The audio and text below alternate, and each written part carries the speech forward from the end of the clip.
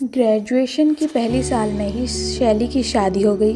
उसका पति कुणाल और परिवार के सभी लोग बड़े प्यारे और खुले विचारों के थे।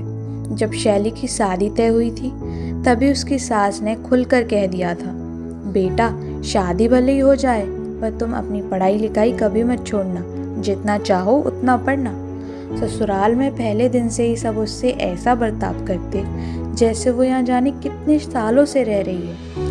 हर चीज़ में उसकी राय ली जाती, उसकी पसंद को महत्व दिया जाता। सच कहूँ तो ससुराल ऐसा था जैसे ससुराल का सपना हर लड़की देखती है, पर हकीकत में सबकी किस्मत शैली जैसी नहीं होती। ससुराल वालों का ऐसा प्यार और अपनापन देखकर शैली जल्दी ही सबसे घुल मिल गई। पर घर में बस एक शख्स था जिससे बात करना और बोलना शैली के लिए बहुत मुश्किल था। वो शख्स था नीरज। नीरज रिश्ते में शैली का जेठ यानी बड़ा भाई, पति का बड़ा भाई था। वैसे तो नीरज पूरे ही दिन अपने कमरे में अकेला रहता, पर कुछ ज़रूरत पड़ने पर बाहर आता तो शैली को देखकर झिझक जाता। शैली पहले से आगे बढ़कर उससे पूछती, भैया कुछ चाहिए आपको?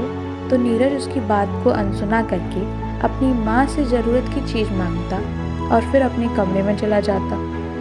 नीरज का ऐसा बर्ताव शैली को बड़ा अटपटा लगता। उसे लगता जैसे नीरज उसे पसंद नहीं करता या नीरज की उससे कोई निजी दुश्मनी है। शैली बेटा तुम इतना मत सोचो, बेचारे ने कुछ वक्त पहले ही अपनी पत्नी और बच्चे को खोया है। उसे थोड़ा वक्त दो, उसे शायद अभी तुम्हें परिवार का सदस्य मानने में देर लगे। नीरज के शैली के साथ अजीब बर्ताव की सफाई देते हुए शैली की सास ने उसे समझा दिया। नीरज की शादी कुणाल और शैली की शादी से 1 साल पहले ही हुई थी।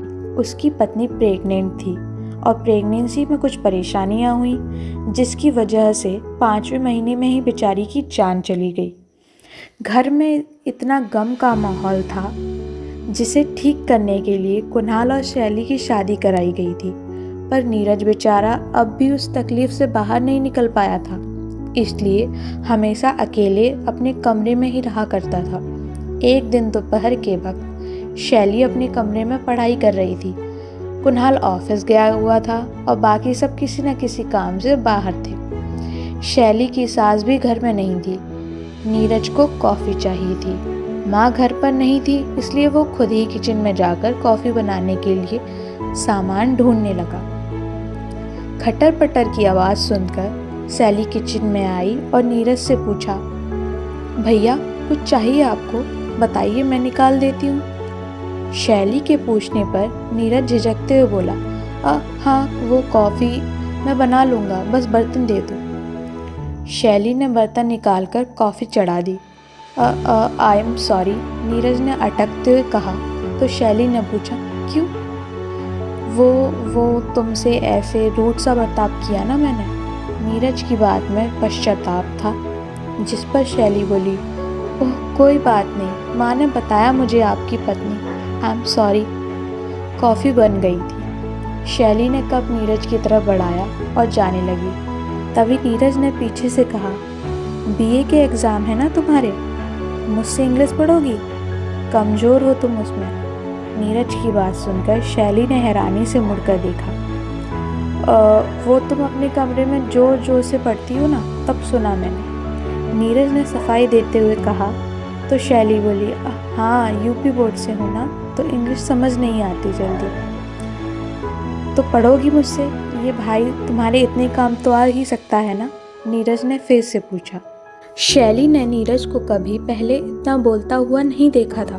वो हैरान भी थी और खुश भी कि शायद अब नीरज ने उसे इस परिवार का सदस्य मान लिया है।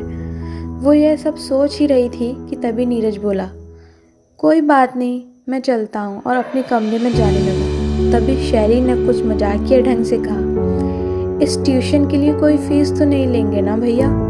इस पर नीरज ने मुस्कुराते हुए कहा, हाँ लूँगा ना, रोज़ एक ऐसी ही बढ़िया सी कॉफ़ी। और फिर दोनों हंसने लगे। लेखिका प्रज्ञा सिंह। कहानी अच्छी लगी हो तो कमेंट बॉक्स में ज़रूर बताएं।